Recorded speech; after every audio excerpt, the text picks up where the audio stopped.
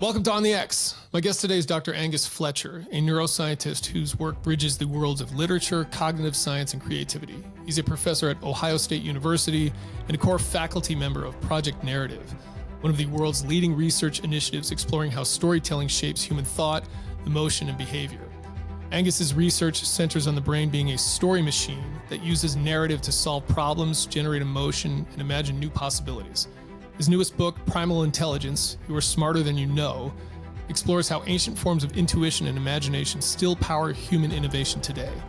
Beyond academia, Angus has consulted for Disney, Sony, Amazon, and the BBC, and worked with special operations to develop story-based leadership training, earning the Army's Public Service Commendation Medal in 2023. So here we go with Dr. Angus Fletcher on the X.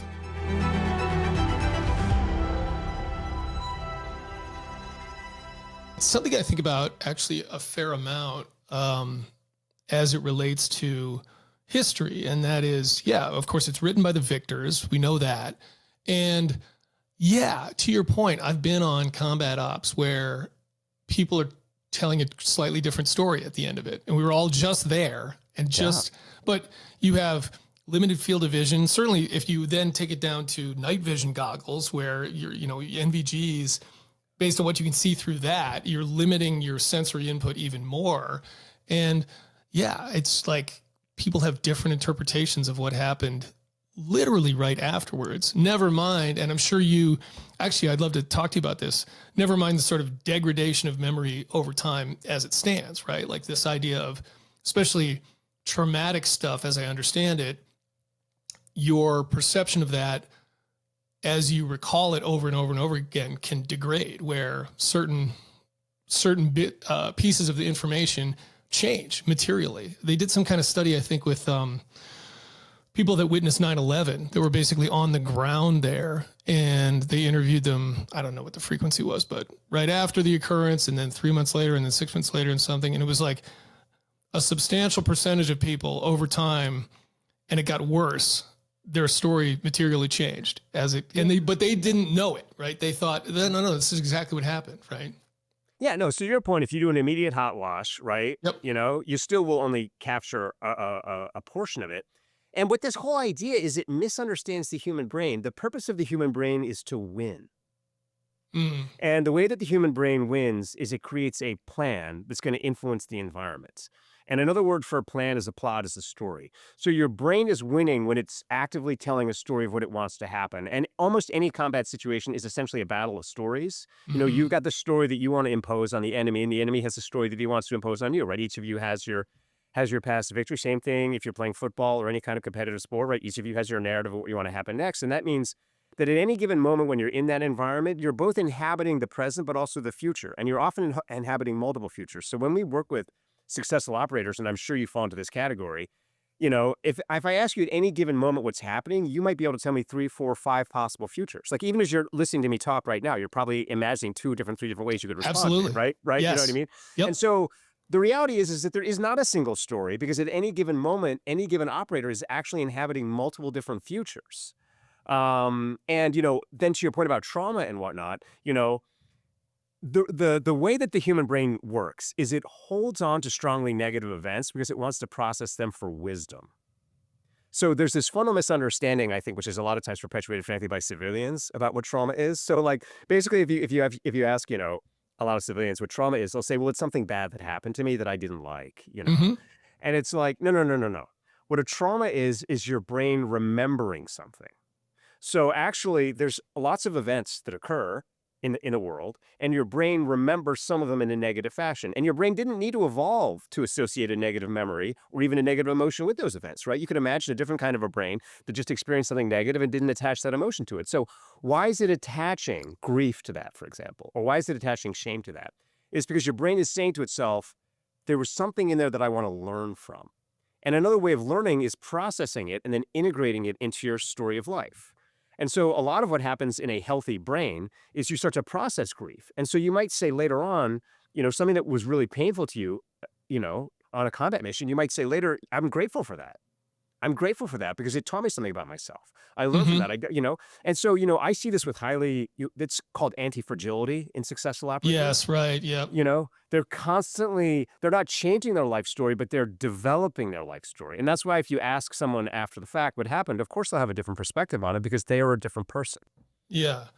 There's so much in there to your point about imagining multiple futures. I have like 50 questions that I want to ask as a result of that. So before we get into any of that though, for people that have no familiarity with you whatsoever, can you just give a quick synopsis of like what your day job is and your area of expertise, specifically in neuroscience and everything you're already kind of talking about here?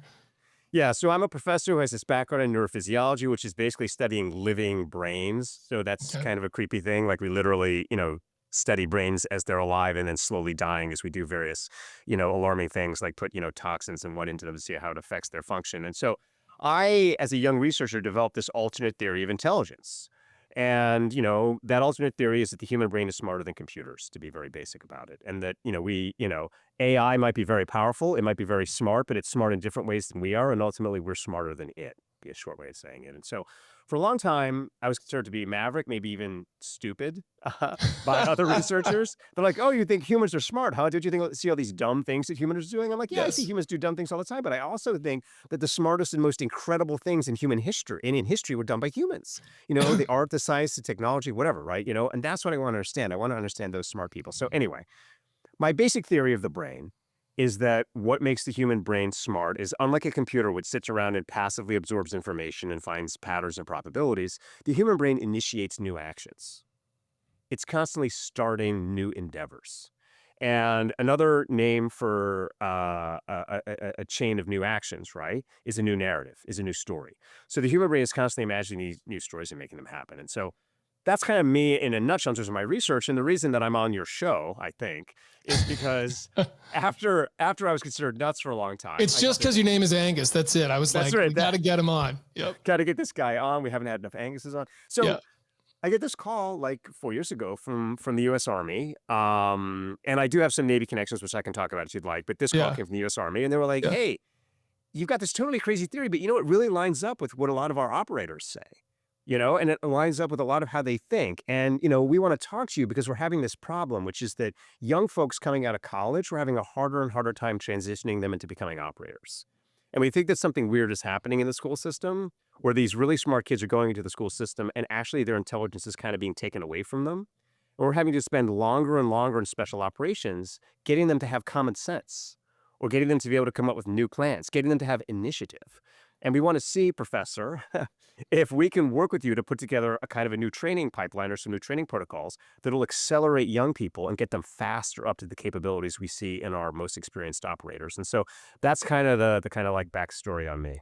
Yeah. Okay. That's great. So let's go all the way back to all that stuff you were saying before, because there's a bunch of little nuggets in there that I want to pull out. The first one is you said, I'm paraphrasing a little bit here, but that the brain's primary function is, or goal is to win. What does that mean though, exactly? Because I've always heard that the brain's primary function is to keep you alive. It's essentially to, or to quote kind of Lisa Feldman Barrett, it's like to manage your body budget, your resources of energy and material to keep you alive and functioning as optimally as it can. Is that the same thing or is that different?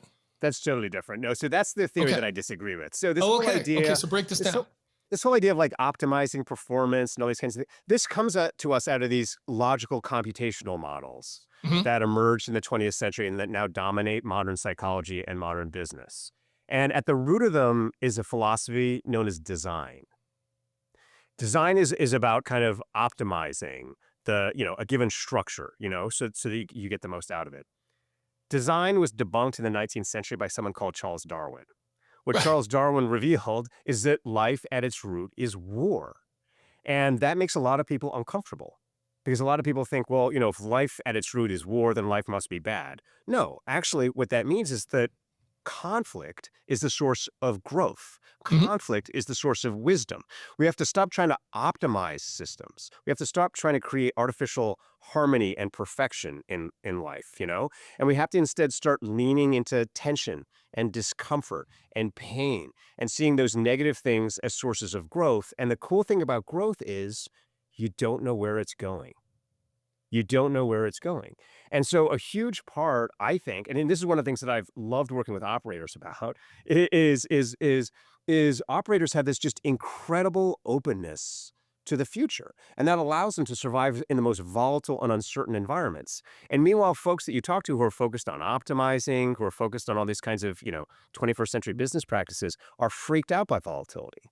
They're freaked out by chaos in the markets. They want more regulation. They want more of these kinds of things. And so what I'm talking about is a philosophy that is more rooted in nature and is more rooted in the idea that nature and life is about conflict, anti-fragility, not about optimization. Simple example, the human hand. What is the human hand optimized to do, right? Nothing, right? I mean, you could imagine thousands and thousands of robot hands that would be better at any function than the human hand. But the human hand is great at being adequate at tons and tons of stuff. And it's the same thing with an operator, right? An operator is someone you could throw out of a helicopter and they'll just adapt to whatever situation they find themselves in. Yeah. They don't need a plan, right? Yes, true. I think maybe optimization isn't the right word, but the idea that your brain still has to have some kind of primary function of keeping you alive. If you die, it's failed in its job, I would say. No, it Right? hasn't. No. No, it hasn't. Well, if that was the case, then who would ever sign up to be an operator? Do operators try and stay alive? Is your primary job when you go on target to stay alive? Or is your primary job when you go on target to execute the mission? And a lot of times, that means taking actions which not only put you in danger, but get you killed, but the True. team wins. The mission succeeds. And here's news about life. Nobody makes it out alive.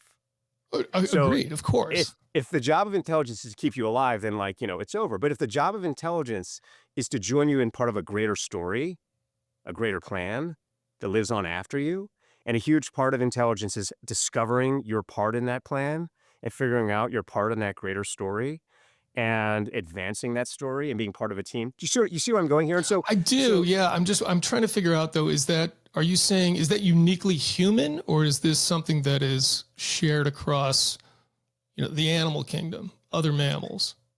I would say that other animals are capable of sacrificing themselves for their kids. Okay. I mean, I think, if you look at the way, lionesses work, a lioness will sacrifice herself for her cubs. And so I think that this is a kind of a root thing that life is about long-term growth. Mhm. And it's about being part of this larger process that is bigger than ourselves. And human beings achieve their greatest happiness when they realize it's not about them and it's not about their individual life. And when they're able to let go of life and instead be part of the team or part of the mission. Yep. And I think too much of 20th century psychology and business practice is very individualistic and egocentric in a way that is not commensurate with biology. It makes rational sense, right? But it doesn't make biological sense. So, and I just feel like, definitely push back on me if you disagree, but I feel like I've been more at peace hanging out with special operators than I've ever been in my entire life. Because before I met special operators, I went around thinking I've got to solve everything myself. I felt this enormous burden on myself to fix all the problems in my life, to take care of my family, to do those kinds of things. And then when I started meeting operators, I was like, wait, I'm part of a bigger team. And I just do my part in the team, right? And as long as I do my part, the team's going to carry on, And if I go down, right, someone else carries on for me. And that actually allowed me to perform a lot better, letting go of my desire to survive and Mhm. instead embracing this larger narrative. Mm-hmm. What about the brain being a predictive engine, though? The idea that I disagree.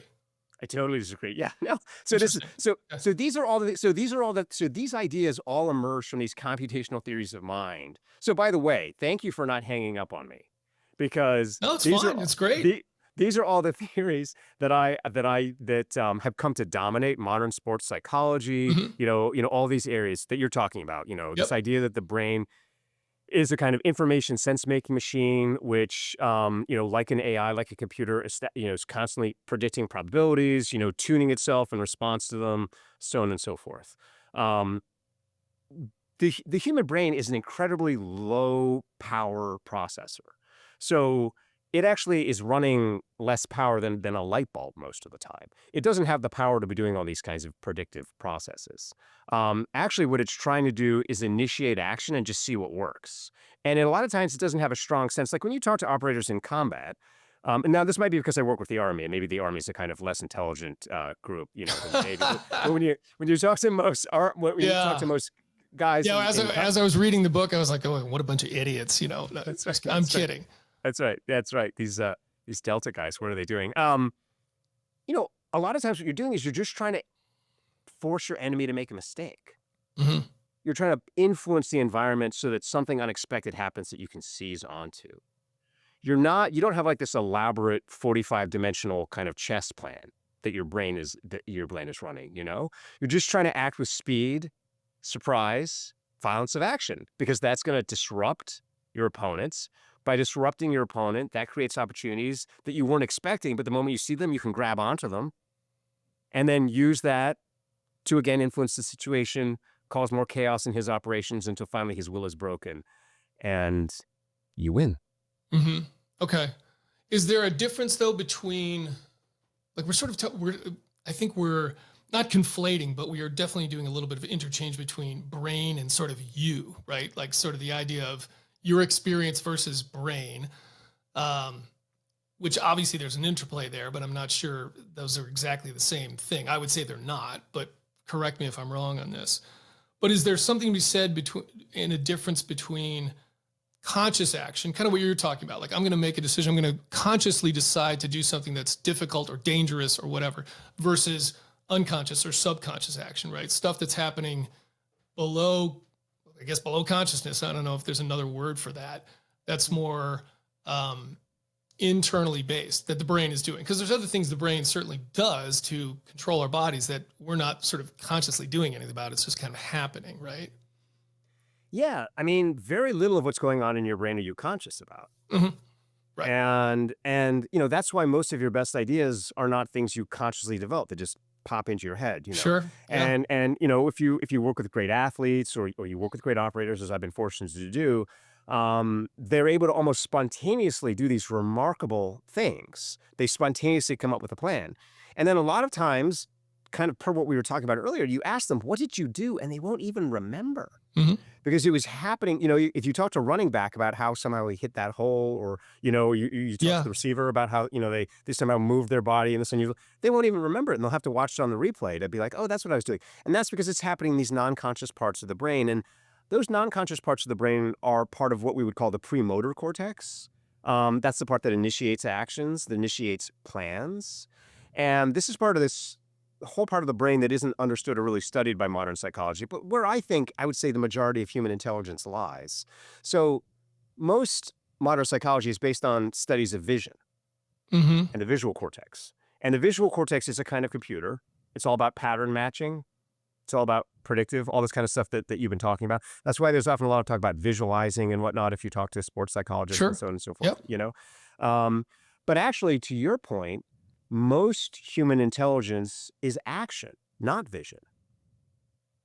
And that's why there's this problem. I don't know if you guys see this as much in the SEALs as it occurs in the Army. There's this problem known as the tacit knowledge problem.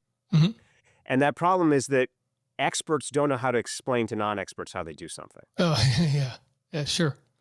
I've never heard that terminology or that description like that, but yeah, I know what you're saying. Yeah. Yeah. So if you've got, if you've got a great marksman, and then they sit down and try and coach someone else how to be a great marksman, they just have no idea really how to explain it. Like, well, I just kind of point, and then I do this, and then it's like, yeah. And you got or you've got a great leader. Great leaders don't know how to explain to other people how to be great leaders, and so on and so forth. And that's because all this is happening in the motor cortex, which is generating all this intelligence. And so actually what I was brought in, to do, a lot of the work I did with the Army was we would take these elite operators and we would say, they're so good at these things. Let's look inside their brain, identify the mechanics of what they're doing, and then let's take those mechanics out and give them to a younger operator or even a recruit, and then basically pass that process onto them so that we're able to accelerate their development. And so that's a lot of what we were sort of doing. And then once we did it there, we then took some of that stuff and then we took it into like high schools and elementary schools and kind of turned some kids into into operators too. So we're dancing around a little bit here, but let's get right into kind of the actual description you hear. The name of your book, your most recent book, is Primal Intelligence. That's kind of like the overarching description, umbrella term for this. So break that down because we're kind of, we're dancing on it here. That's right. We're kind of That's right. diving into it a little bit, but like really break that down, what that means. And again, you're sort of like counterculture argument here about this type of intelligence versus, I guess, what you would call rational, kind of logical, stoic kind of not intelligence, right? That kind of thing. Yeah. So primal intelligence is basically your ability to act smart with very little information. Mm-hmm. And this is something that computers just can't do because the whole point of a computer is it's a big data system. But humans can act smart with little information. And the reason that's so important is because if you get to a situation where there's uncertainty or volatility, there's very little that you know about it. And our ancestors evolved in those environments that were really volatile. And, we've forgotten a lot about that because in the modern world, everything seems so stable. You go to the suburbs and bananas are always the same price at the supermarket, whatever, But we forget that we evolved in these chaotic environments, these environments of fog and friction. And so I'm interested in that part of the brain that we have, that we don't train up in school, that computers can't do, but that elite operators are excellent at because they're constantly jumping out of civilization. They're crossing the threshold back into that elemental time of struggle. And they're having to think fast with no information, really. Stuff is happening so fast, your plans are breaking so fast that you've got to spin up intelligence quick. And so what is that? And so as I've already talked a little bit about, I think one of the keys to intelligence is basically having a plan that works, being able to come up with a new plan that works. And so primal intelligence, we break it into these 4 quadrants. We first say that there's intuition. Intuition is the ability to spot opportunities in your environment. It's the ability to see that something is new or different about your enemy, your adversary, or maybe there's something new or different about this environment that you're in that allows you to act in a way that you hadn't planned or prepared for, but there's the opportunity now. So that's intuition, spots those things. Then there's imagination, which is that ability to fast turn opportunities into branching plans of the future. So anytime that you're like looking to the future, you're just seeing, there's all these different routes I could go. There's all these different targets I could acquire. There's all these different moves I could make. That's your imagination coming online. Then the question is once you've got all of those different paths for the future, which ones do you do? And that's where the other 2 primal powers come in. The first is common sense. Common sense picks the best plan for your environment. So operators who have high common sense are very creative, but can do something very uncreative and boring in an environment where something uncreative and boring is better. They don't always just do the most interesting thing, right? They're like, you know what, I'll go with the SOP. And then the final primal power is emotion. And that picks the right plan for you. So all of us have different paths in our life that are right for us. And something that could work for me but isn't right for me is going to give me a kind of emotional dissonance. And I think operators are a great example of this because operators have chosen a path of service. They've chosen to do something emotionally because they believe it's right for them to put their lives on the line for other people's freedom. Whereas if you talk to somebody who, might have decided to, be like me, like a professor, right? I'm too much, that's not my life, right? Like I would be too scared to do that, right? That would conflict with my emotions. And so each of us have these kind of emotional drives that help us pick the plan that's right for us. So that's primal intelligence, intuition, emotion, imagination, common sense. I don't want to say a contradiction, but there's a thing that I keep trying to reconcile with this, which is if primal intelligence is kind of a thing as humans we need to tap into, but it's more primal, it feels like it's more animalistic, right? Like it's more ancient, whatever you want to call it, so, which make it less human. So how do you know what I'm saying? Like, how do you square that corner? Or is it just tapping into something that is truly more primitive and more we hold in common with the animal kingdom? Yeah, no, you're totally right. But so what I would say is what's fascinating about humans is our duality. And this is always what's fascinating about humans, right?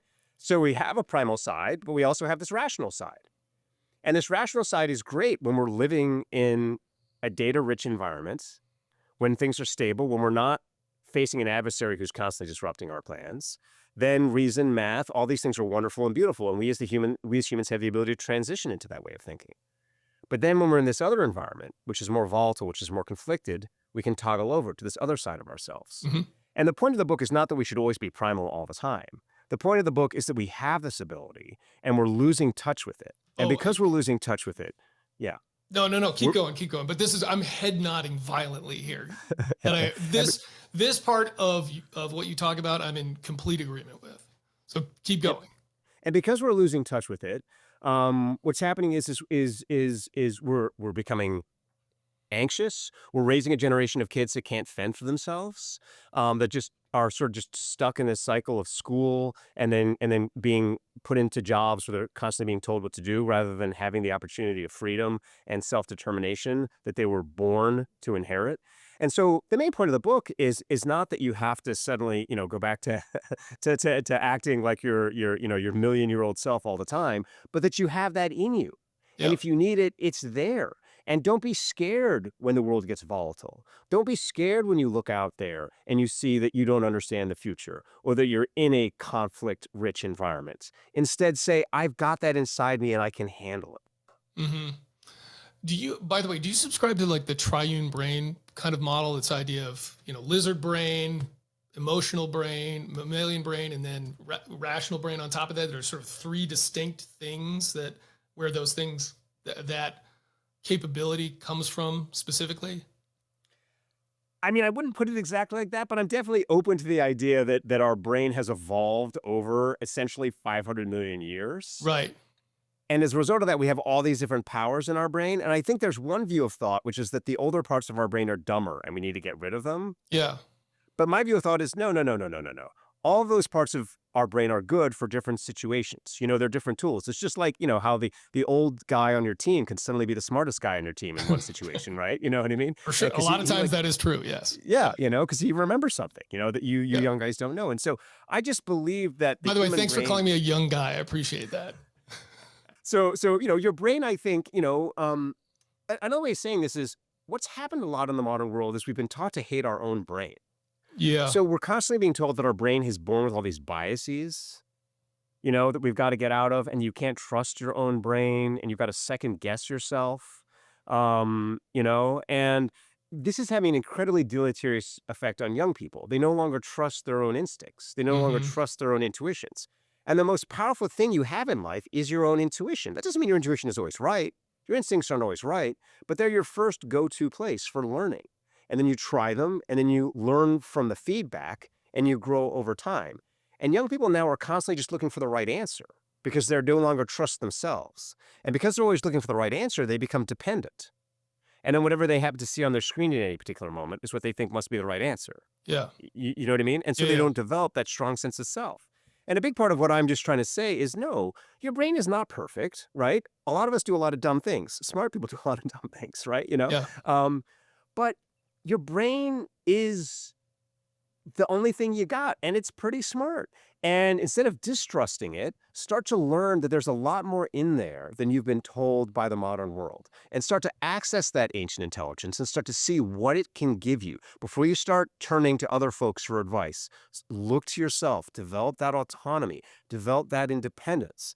And then the more you do that, the more you will be a leader, and you can help other people become leaders by helping them trust themselves too. Yeah.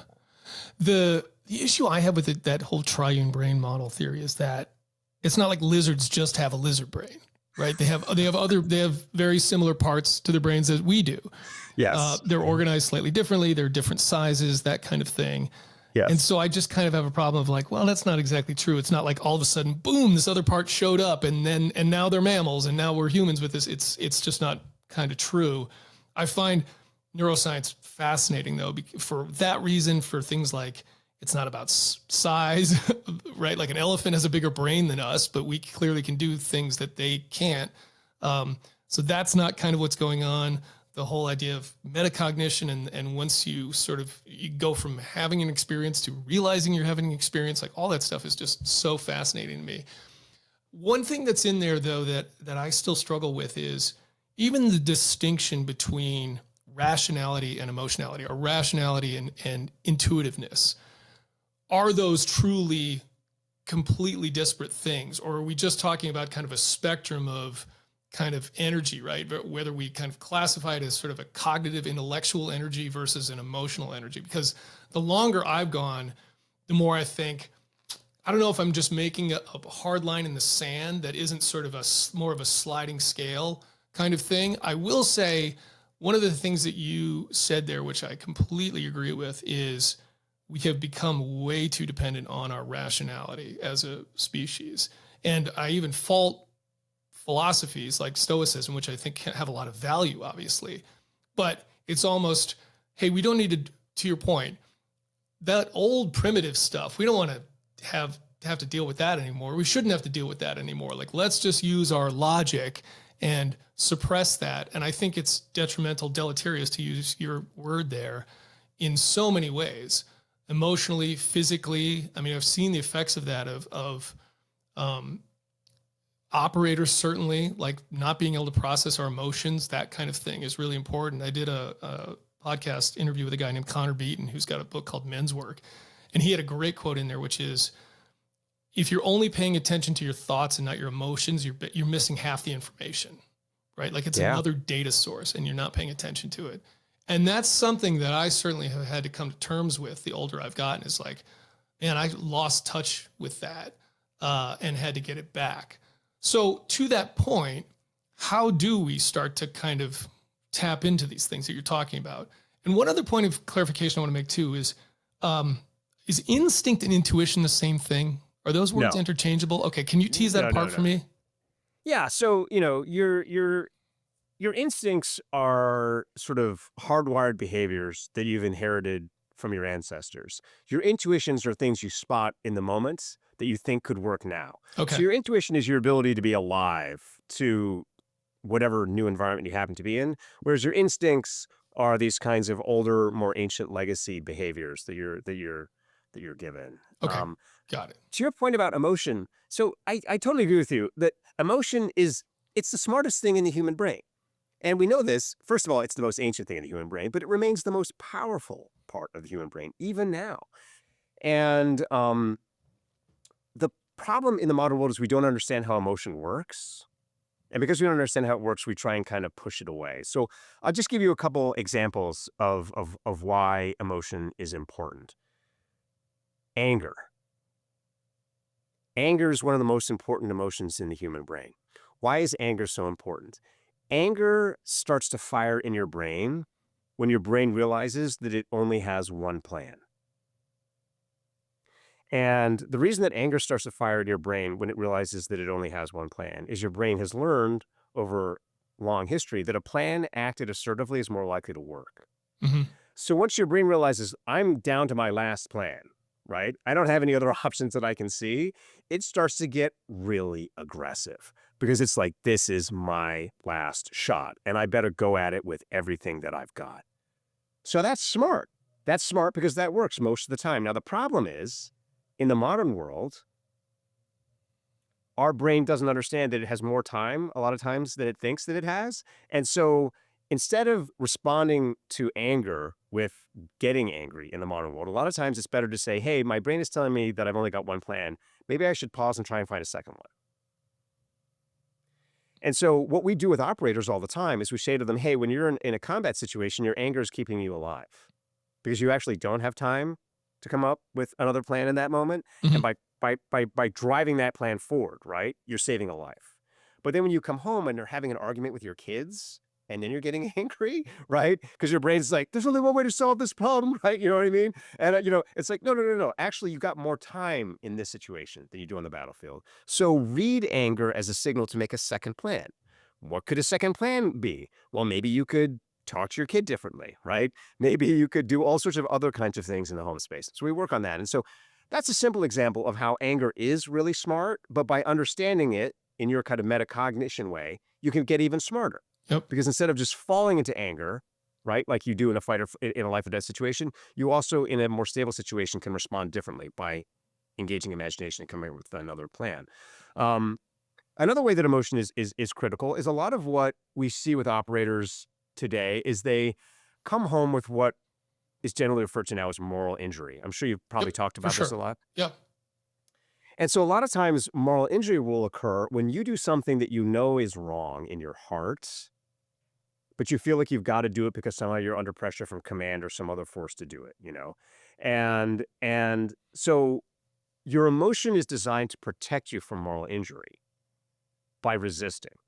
And when you feel in your heart that something is wrong for you, you got to stand up to command. You got to stand up to everybody. You got to stand up to your teammates. You got to stand up to the people that you love and say, I am not doing that, right? My heart is not in it. And because these emotional responses are conditioned out of us, particularly men, I will say, Hmm. I agree. we we push that aside and we say, I'm not going to listen to my heart in this situation. I'm just going to go with my brothers, right? And then we incur moral injury. We incur shame, essentially, and we become alienated from ourselves.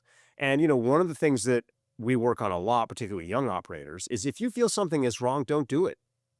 That's not a judgment. You're not saying to command, hey, you guys are evil. You're not saying to your brothers, hey, you're evil. You're saying, I feel uncomfortable with this.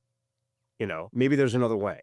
Let's find another way. And so that's the second way in which emotion is really valuable. And if you can empower young people to trust their heart in that way when they feel a kind of moral objection, you free them from the burnout and the alcoholism and a lot of the other destructive stuff that follows down the kind of moral injury pathway. Yeah, yeah. I'm such a huge fan of learning how to move emotional energy. Whatever you Yeah. want, however, whatever that looks like for you. Because to your point, I think societally we do a lot to tell people that certain emotions are inappropriate, that they should be suppressed, that they should be contained. I'm a big fan of that is destructive to the human body. Like this stuff doesn't go away.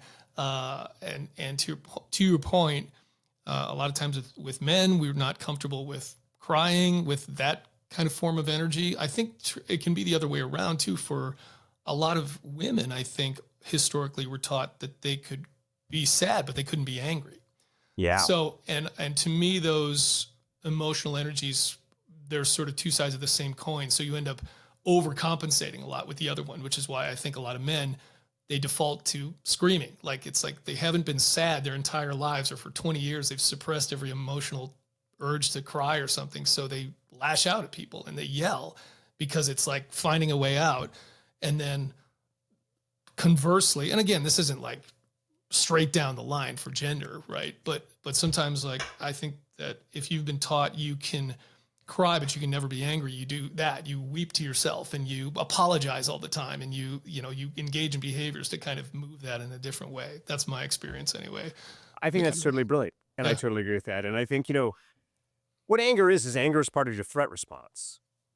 yeah, And, as a man, oftentimes, your threat response is around grief of some kind. It's a feeling of your own vulnerability, and you don't want to respond by acknowledging that feeling of weakness. So you get angry to, yep. to kind of protect yourself. You know what I mean? And that's just a very common cycle. This is good. I think we're talking about kind of the emotional piece here, but these other things, right? Intuition, because the whole idea is like, how do we foster these things? How do we cultivate intuition and imagination and common sense, right? Those three other things. How do we do that, right? Like, so if most people have been closed off to these primal powers, so to speak, what do we do? And then inject. So much of your work is based around storytelling and storythink and narrative too, and so kind of bring that into the picture. You're obviously a huge fan of Shakespeare, right? Based on the book. So how does that play into it, and how does that look at it? Because one of the things I found really interesting in the book was this idea that even the notion of storytelling is not necessarily a unique human capability. I think you're talking about blackbirds or ravens or something like that, that Yeah. that Crows. basically tell stories, right? So yeah, so that's a huge question. Obviously, that's like basically everything else like on you, but let's try to dive into those things because I want people to have that like actionable stuff that they can do to cultivate these things. Yeah, so to your last point, crows are able to make plans. We know this because they can use tools. We also know that crows and humans have very, very ancient common ancestors that go back before the Tyrannosaurus Rex. And so that's just telling you that a huge part of animal life is this ability to think in narrative, because another word for narrative is a story, another word for story is a plot, another word for a plot is a plan. So a huge part of intelligence throughout the animal kingdom is this ability to come up with new plans as a way of shifting and influencing your environment. So the starting point of every story is an intuition, which is seeing something distinct, something new, something that's an exception to a rule. And the way that this is cultivated most simply is by traveling. So when you talk to operators and you ask them, what is it that develops your intuition? They'll say, I get out of the life that I know and I go to another part of the world, or I go to another place where things are different from me. And we know that the more you surround yourself with things that are different from you, the more you spark your brain's ability to see exceptions to your previous way of living. And that's why when you come home from a vacation, all of a sudden your whole life seems different again, because you're able to kind of see it again with fresh eyes. There's a lot of other tricks I talk about in the book for stimulating Hmm. intuition. But the main point there is that intuition is something that's natural for children. It's something that's stimulated by going to other cultures and even just other subcultures, right? You can just go hang out in your neighbor's house. If your neighbor's different from you and just hanging out and eating their food or whatever, that will kind of spark some of these processes. And it's eliminated by modern school and by modern technology use because computers are about patterns.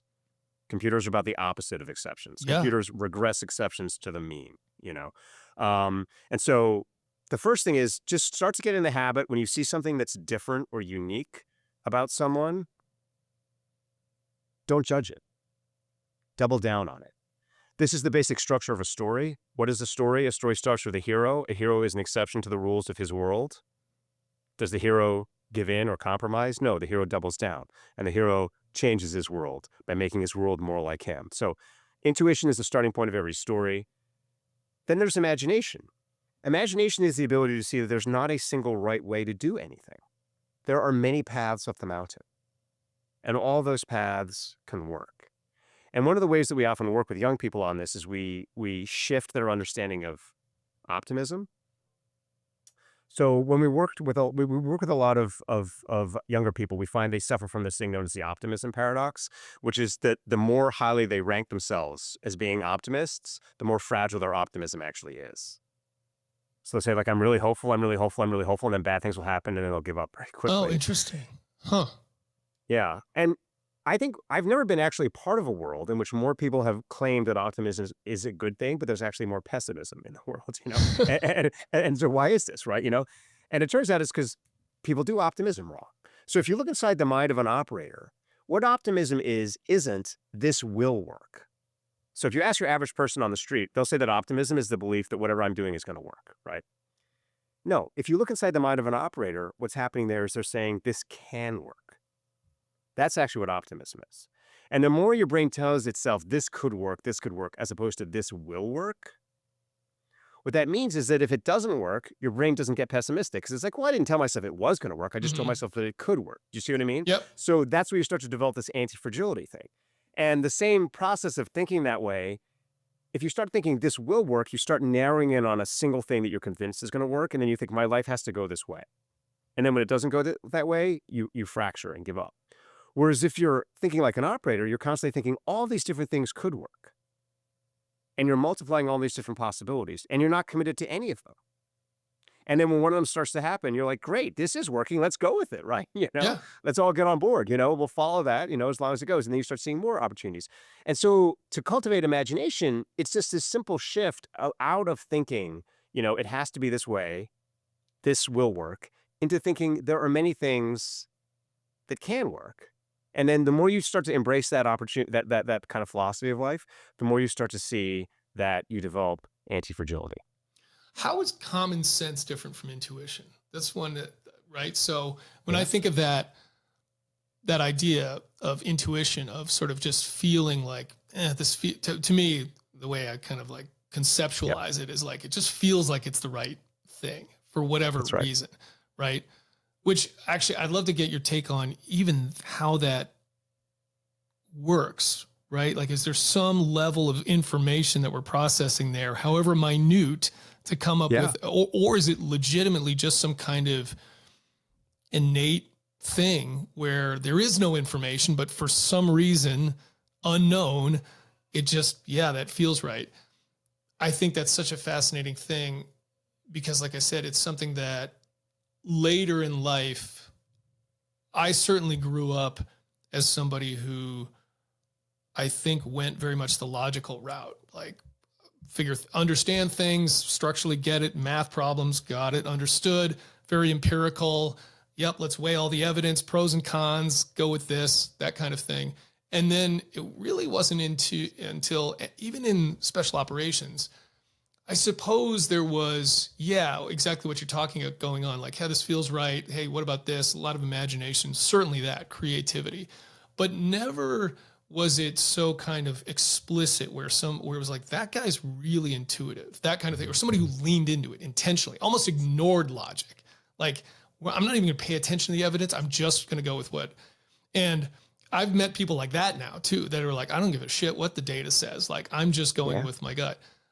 Now I kind of fall in between those somewhere. It's like, okay, yeah, again, data source. This is more information you can get. Like, what's your gut tell you? But sometimes your intuition's wrong. Like sometimes it doesn't pay out, right? But then when I think of common sense, sometimes that feels like it's the same thing to me. It's like, well, yeah, obviously that's the kind of thing. So where do you draw the line between those two things? What you have is you have common sense, and that's not intuition. So, common sense is the ability to match your plan to the moments. And so, in information dense environments that are relatively stable, you're doing a pattern match. Mm-hmm. And that pattern match is often what someone like Daniel Kahneman would call an intuition. But that pattern match is you basically being like, I've done this a million times before. I see the same situation happening. I know exactly the plan to do because I've done it before. Yep. Boom, we're going into this standard operating procedure. Bam. But what your common sense is also able to do is be like, whoa, I do not see a pattern here. This is really volatile. And what I'm actually detecting instead of a pattern is a rise in unknown unknowns. And because I'm detecting a rise in unknown unknowns, I have to initiate novel actions. I have to take risks. I have to increase my appetite for doing things that I don't know if they're going to work or not. Because only by maintaining that degree of momentum am I going to influence my environment enough to get the feedback that I need to know what is actually going to work. So what common sense is it's basically saying in familiar environments, use a familiar plan, do a pattern match. In unfamiliar environments, risk a new plan. And guys that have high degrees of common sense, which it sounds like you have, are able to toggle back and forth between being very logical, yeah, right, and then being very flexible. So I had the opportunity recently to meet Mitch Bradley, or Admiral Bradley, as I suppose I should say on this program. Either way is fine. You're fine either way. Okay. And, and he of course comes from this very logical background. I mean, he's like, he's smarter than I am, right? He's got this physics degree, it's intimidating talking to him. When I was actually chatting with him, he started quoting all this neuroscience to me. And I was like, oh my goodness. I was like, I actually feel like I'm back in grad school talking to my professor. Yeah. You know that Antonio Damascus is so, but then sort of at the flip of a hat, when something new happens, he's immediately able to forget everything that's worked in the past, open himself to the moment, and try something new. And that is what common sense is, because common sense is your ability to match yourself to your environment. And it operates in the human brain because your brain is able to constantly measure the degree of volatility in your environment. And the more the volatility goes up, the more your brain tells itself, I've got to take risks. And the more the volatility is going down, the more your brain says, don't do anything too risky, dude. Stick with what everybody else is doing. Stick with what you did yesterday. And so operators are really good. I would call it a spidey sense. They're really good when your anxiety starts to spike and you start to like, whoa, this is a little bit weird. Like, I don't know what's happening here. Then you start to open your mind to maybe I've got to try changing the plan, Mm-hmm. Whereas, operators are also really, really common situations that freak other people out because operators are like, the fundamentals are not changing. I get that there's a lot of noise and smoke, right? But like, we prepared for this level of volatility. It's baked into the plan. Don't worry about it, right? Just keep going. And so that's what common sense is. It's the ability to gauge environmental volatility and therefore your ability to know when to do the pattern match, right? The thing that just feels right according to your gut, or your ability to pause and be like, I've never seen this before. We got to try something different. Yeah. Talk about Shakespeare. Do you have like a literature degree or something like that, right? Don't you have like a... Yeah, man, I got my PhD in Shakespeare. Yeah, okay. From Yale. Yeah, no, Okay. I mean, and this is another thing that's totally crazy about me. But basically, I got into Shakespeare because I started to realize that all these really brilliant people read Shakespeare. Right. And so, Vincent van Gogh read Shakespeare, Nikola Tesla read Shakespeare, Albert Einstein read Shakespeare, Dwight Eisenhower read Shakespeare, Abraham Lincoln read Shakespeare, Steve Jobs read Shakespeare. I could go on forever, And all of them credit Shakespeare with making them smarter. And I just thought this was so weird because I read Shakespeare at school and I hated him. I was like, this is so boring, like, what is going on, And I started to realize it's because school was killing Shakespeare. School was killing Shakespeare. And, the whole point of Shakespeare is to be able to imagine yourself as multiple characters who are all part of a single story. Hmm. That's really the magic of Shakespeare. This, I got a chance to work with a lot of athletes for this book, and so this is, for example, something that Wayne Gretzky does. When Wayne Gretzky is on the ice, not so much anymore, but, when he was at the prime of his career, he's able to imagine all of the different players on the ice, but not imagine them as algorithms or math equations, but imagine them as individuals, each of whom had their own characters, their own characteristics, Hmm. and he was able to imagine this whole story. And then once he imagined that whole story, he would say, what can I do different that nobody is expecting so that I can get to the goal in a way that no one else sees? And it's the same thing, if you're on a mission as an operator, you're able to imagine everyone on your team. You're able to kind of inhabit their minds even without thinking about it. I know where this guy's going to move. I know where he's going to go. You start to tell the whole story in your mind, not just your story, but the story of the whole team Yeah. in your mind, And that's this power of imagination that Shakespeare builds in you. But also this power of intuition to kind of spot opportunities, because so much of being a Shakespearean actor is saying, I've got to go up and do this play again. Everyone's going to be bored. How am I going to keep them engaged, right? I've got to figure out a new way, find something new in this story. And, he has this great line, Shakespeare has this great line in Hamlet, as a stranger, give it welcome. In other words, like lean into the stuff that's unexpected, lean Hmm. into the stuff that's weird. I think that's a kind of a psychological driver between almost anyone who pushes themselves to the limits of their own experience. It's like, no, don't back away from something because I don't understand it. Like, go towards it because I don't understand it, When you say that education is killing Shakespeare, whatever the phrase you use there, what do you mean? Do you mean they're not teaching it or they're teaching it wrong? I mean, they're teaching it wrong. Teaching it I mean, wrong. they're teaching everything. So, what's the one thing you learn in school? There's an answer, Yeah. and the teacher has it, Right. right? Yes. And the moment that that's what you learn, then all of a sudden school becomes about deference to authority. Hmm. And that is the end of the human species, right? Yep. Deference to authority. The entire foundation of our country is the opposite, right? So I feel like I can say this as an immigrant. So I immigrated, I became an American. I chose to become an American. That's why I love America more than a lot of Americans do, Oh, right. And- There's the thing in your book about your fake accent, right? That's right. Yeah. This is a fake American accent. Yeah. The operators. So this is the first. now, are you still faking it? Like the way you're talking now? Yeah. I mean, when I say fake, I've done it for so long. Basically I lost my accent intentionally Yeah. when I was, I guess 17. Yeah. And then I've just kind of stuck with this ever since, and nobody ever called me on it until I had to go into an Right. interrogation. Yeah. That was a funny thing. I loved that story in there where the guys are like, your accent's fake, basically. Yeah. You're like, oh my God, how do they know that my kind of God. thing, right? Yeah. Yeah. Yeah. Yeah. If you want, I could tell that story. Yeah, or tell it. we can It's fun. Like it's really Okay. funny. Yeah. So basically, this is right back at the beginning. So I get this phone call from the Army, from Special Operations. And they're like, hey, Professor Fletcher, we want you to come in and work with all these classified units. And I was like, oh, great. This is totally awesome. And then they're like, but before we trust you into our units, we got to make sure that you can be trusted. So we're going to give you this lie detector test. And I was like, okay, So they basically, they put me in a van, drive me for like 6 hours somewhere, get me out. I'm expecting to be hooked up to all these these machines and electrodes or whatever. And instead, it's just like 3 dudes in a room in boots and jeans asking me questions. And so they start asking me all these questions. And they're all like really vanilla questions. So I didn't think it was a big deal. They're like, what's your name? Where'd you go to high school? This kind of stuff. And then suddenly one of them leans forward. He goes, your accent is fake. And I'm like, what? And he's like, your accent. You're talking with a fake accent. And, I have been speaking this way for decades. I've spoken to tens of thousands, hundreds of thousands of Americans. Nobody has ever noticed that it's not a real accent. And so finally I'm like, okay, fine. It is a fake accent. I moved here, from the north of England, basically, when I was younger. So I have this American accent. And the guy leans forward and he goes, that's not true. That's not the story. And I'm like, what? And I was starting to get alarmed because, I'm in this room. Yeah. It's me and these 3 operators. And, and the whole thing about these situations is you basically, you give up your phone, you give up your wallet, you give up anything, and you walk and you're like, am I going to like disappear? Do they think I'm like a Russian? Like what is happening? And I'm like, I haven't been sent here by Vladimir. I promise you, And the guy goes to me, he goes, I can tell that you lost your accent intentionally. You wanted to lose your accent. And I would later learn that he was able to figure this out because maybe someone who's experienced in your audience can tell.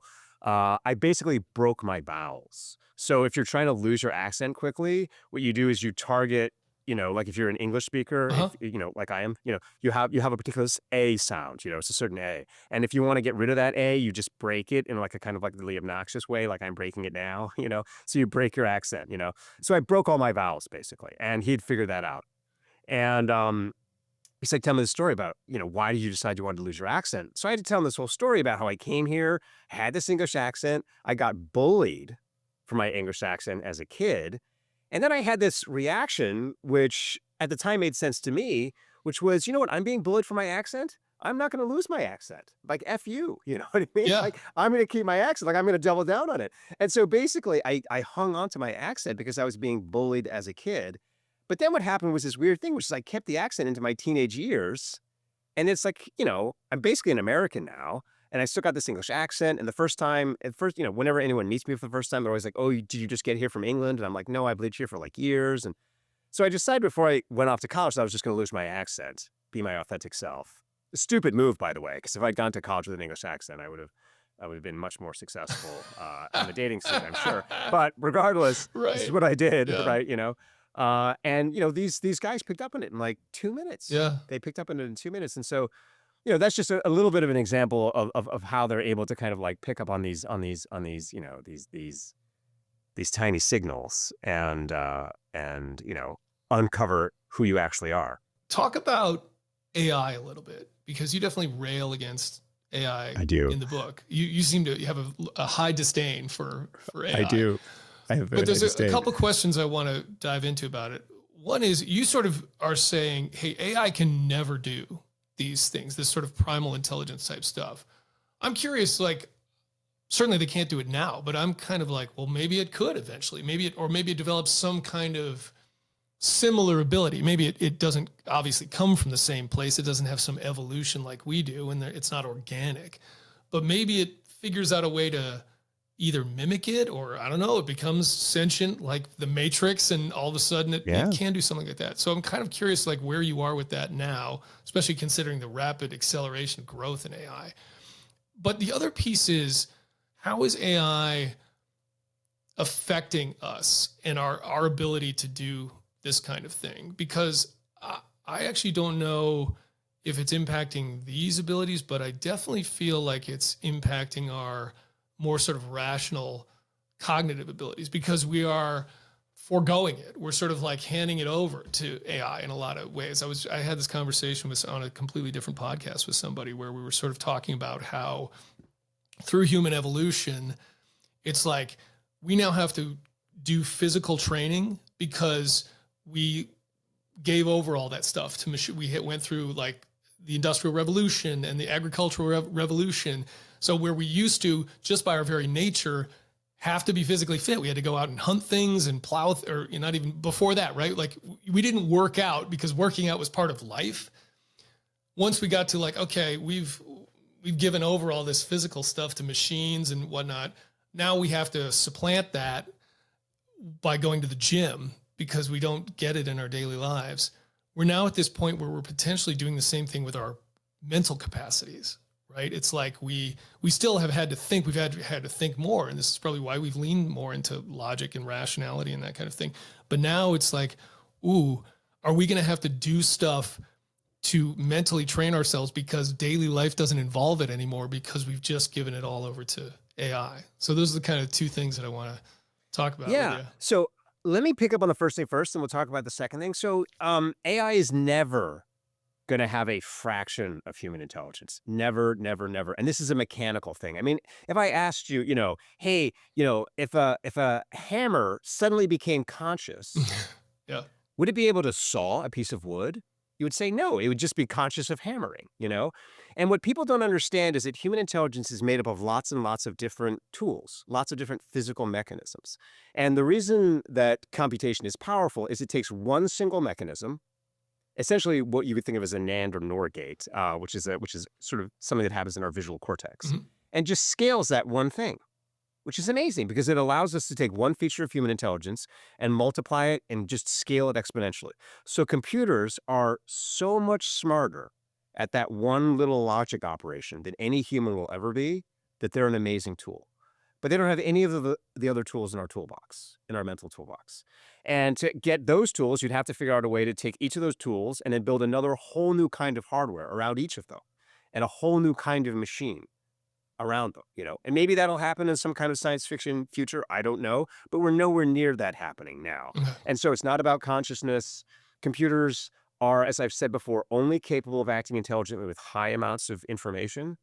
We're entering a world which is more volatile than ever.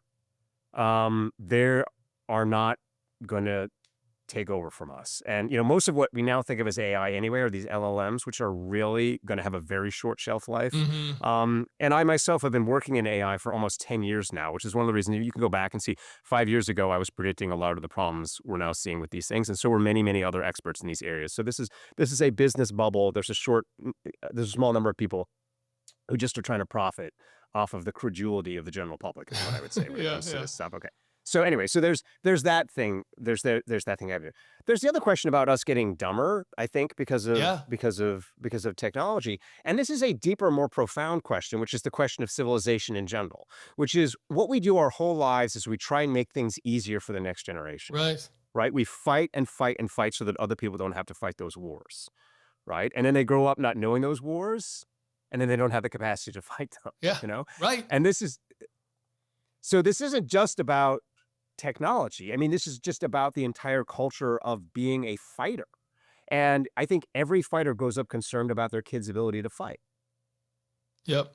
And, the harder you had it, the easier you want to make it for your kids. And then the more concerned you get for your kids, Yes. And so this is why we need to change the school system. So, like I was sort of hinting about earlier, what we've started...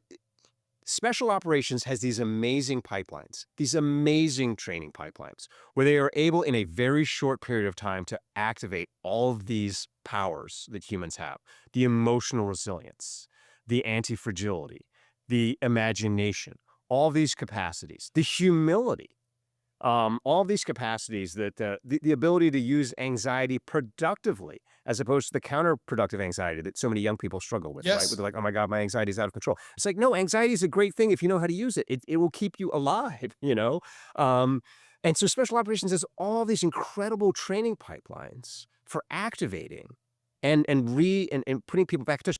We need to take all of that wisdom in the Special Operations community, in all these schools, the SEAL schools, the Army schools, the Air Force schools, and we need to start putting that back into high schools, middle schools, elementary schools.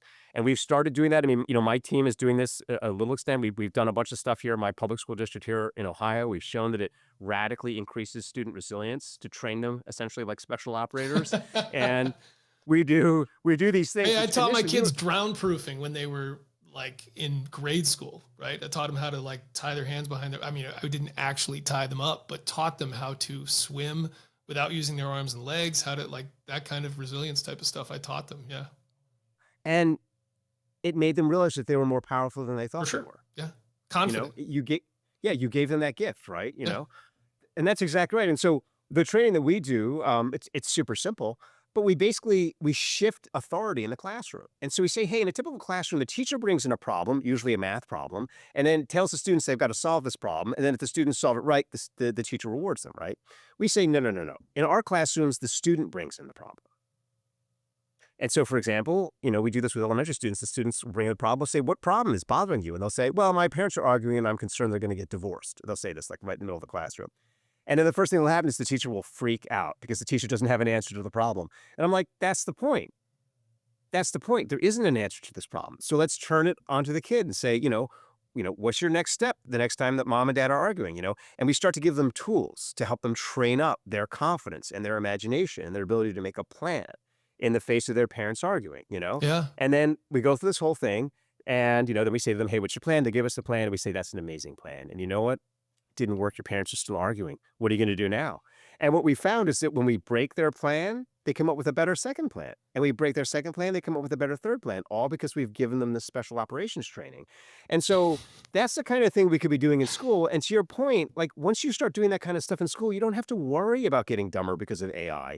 You don't have to worry about any of this stuff because school is an environment which provides that wisdom and it provides war in a healthy setting. And what I mean by that is like, in real war, you can die. You can lose your best friend. You can lose all sorts of functionality in your brain and your body. Things can just happen in an instant that changes your life forever. But in a classroom, we can create the emotional intensity of combat without the consequences. And you can have the growth without the consequences. And instead, we've done this insane thing in schools, which we've removed all of the emotion whatsoever. And they're like supposed to be safe spaces, Yeah. and they're supposed to, it's like, what are you like? That's the opposite of how you should be using school. You should be making it like a special operations pipeline. You should be making it so that you're thrown into a swimming pool and you think you're going to drown. But you know what? There's 5 people there really to pull you out before you drown. But you don't know that in your brain, right? Your deep brain is like, oh my God, I'm going to die, right? Yeah. And then you learn to come through that experience. And and if it's a problem, the instructors save you. If it's not a problem, you fight through it. And so that's my answer to that part of your question, which is I just think we've got to shift our psychology around school, take the wisdom of the special operations community and give that to our next generation of students so that they can fight whatever war is coming, because you just don't know what that war is going to be. Yeah. I'm just that scenario. It's really interesting that take on education, but I'm laughing at it too, because it's just like, my head goes to like an SNL sketch where it's like, hey, sorry, Johnny, it's an intractable situation here. Like, no matter what you do, your parents are getting divorced, and it's your fault. So anyway, don't forget to turn in your homework. See you later. Yeah. Well, But the truth is, what we want them to be comfortable with is the sense that ultimately there is not an answer that the system has, and you've just got to try things. Right. And you can't give up. Like, there's the emotional component of it where you just got to hang in there, but then there's also the intellectual component of I can always find another plan. And no situation is ever final, right? It's not guaranteed that your parents are going to get a divorce. Like, I would never say that to a kid. But what I would say to them is that in order to stop these things you don't want to happen from happening, you've got to keep fighting. Yeah. And if something doesn't work, you can't quit and just say, well, I did my best and then leave the field. You got to come back. Yep. Yeah. No, I'm big on that. I think that the ability to problem solve, I just think is such not underrated, but it's just one of these abilities that the more you can dive into it, the better off you are, because it's something I've really tried to teach with my kids about, just kind of to this point of like, hey, you should go get good grades, because what that does in our society is it opens doors for you, right? Like, it's going to give you more opportunities, but don't confuse that necessarily with education, because they're not necessarily the same thing, right? What you actually learn and the ability to get good grades, not necessarily the same thing. And you need to understand that. That's just a kind of a reality check. You should want to learn things, and you should remain curious your entire life and try to be learning forever. You can also at the same time recognize we live in a world of systems that are run by people. And if you want to utilize that system or make your way in that system, understand the system and understand what gets you what you want out of that system. And also, like, the thing about the people is, like, there's a lot of relationships involved too. There's a lot of things that in life you just got to figure out the right person that makes the decision and make a relationship with that person, right? Like, those are some of the hugest learnings of just life in general that, to your point, I don't think they teach kids. No. And these are military lessons. I mean, if you talk to anyone about the military, they'll tell you exactly the same thing. They'll be like, look, man, the Army's crazy, or the Navy's crazy, right? Like, but you got to play the game, right? Yeah, you got to play exactly. the game. We've got this irony about it, but you got to get the paperwork in, got to get to the right place, so on and so forth, And then, you got to know who to influence, you got to know who to talk to about getting this, that, the other thing. And so everyone I talk to in the military has exactly the same attitude that you have, which is that, you got to work with the system. But then there are also these moments, right, where, someone's about to die, and you've got to just throw the system aside and shift your priorities and break whatever rule you need to break to keep that person alive, And that's the intelligence, is the ability to toggle back and forth between, managing the system, working with the system, doing all those common sense things, and then taking the initiative and doing the right thing in that moment, breaking all the rules, being the good outlaw, saving a life, doing the right thing.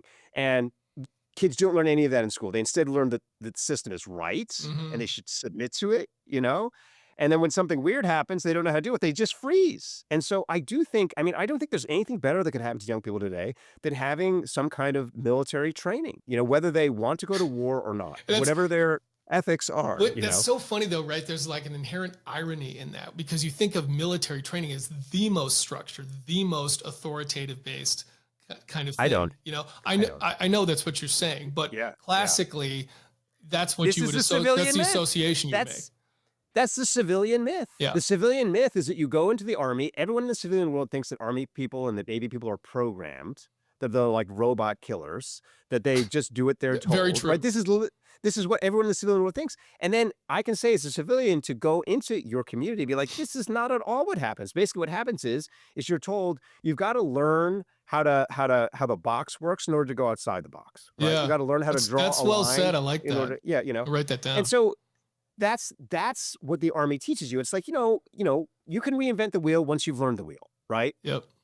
Learn the routines, learn the SOPs, then you can start to be a leader and tell us what we were doing wrong and what you can do better. Yeah. And the civilian world, they don't understand that aspect of military training. Just one final question here, and it's a little bit selfish, but it's one of these things, again, in the neuroscience world that I wrestle with, and I love your cut on. There's a lot of stuff we very much in the military now, especially, and professional athletes do a lot of brain health stuff. There's a lot of focus on that, which I think is really important. But sometimes it gets really sciencey for me, where getting back to kind of like the triune brain model thing, it's like this happens in your amygdala, this happens in your hippocampus, and I always wonder, I can understand if that's true, if there's some specific thing that it just is centralized in this part of your brain and you lose that ability, you can't do it. That could be applicable if I have some kind of TBI where, okay, I've had damage to that portion of my brain. But outside of that, I always think, I don't know that really helps me, because it could be in my big toe and it wouldn't matter. To me, it's like, what I want to do is always go out and try to impact my conscious behavior to help program my kind of subconscious and unconscious, which then, right, like it's behavior that modifies behavior. Yeah. Am I right there? Like, is there You're 100% right about that. Okay. Imagine that you were driving your car and then I said to you, hey, did you know that the engine for your car was actually at the back of your car? Right, exactly. And you're like, what? That tells you it doesn't change anything. Correct. It changes nothing. Right. To your point, there's all of these cognitive things you can do in terms of metacognition, which are really important. What I train people is in terms of the stories they tell themselves. Yep. And the story that you tell yourself about yourself, and I work a lot, particularly with successful folks, on going back, reviewing your past and figuring out what that story is of your past 100%. And what your better story is of your future. And so that's the part of work I think that matters, not your amygdala. Yep. Okay, cool. I'm right in line with you on that one, because it's a big thing for me too. I mean, I talk a lot about my own personal journey with kind of PTSD and whatnot. And to me, it was, to your point, the story is the one component of it. You have to zero in on the story, not the memory, but the story around the memory. That's right. Like the memory is not going to change. The story is what you need to work with. And then to me, the other piece is that emotional energy piece, right? It's like, what emotion is tied to that you need to process effectively, and to me, if you can do those two things, as far as I'm concerned, you can get past any quote unquote trauma you have, if you can. I agree. Yeah. Cool. Well, let's end it there, man. People want to link up with you. The most recent book is Primal Intelligence. Other places that they can find you, connect with you, learn from you. I'm pretty much the only Angus in Ohio. So if you want to reach out to me, just Google Angus in Ohio and you'll find me pretty quick. Thanks for listening to On the X, the official podcast of the Navy SEAL Foundation and an IRONCLAD original series. Learn more at NavySEALFoundation.org or text On the X to 60104. Please like, share, and subscribe. See you next time.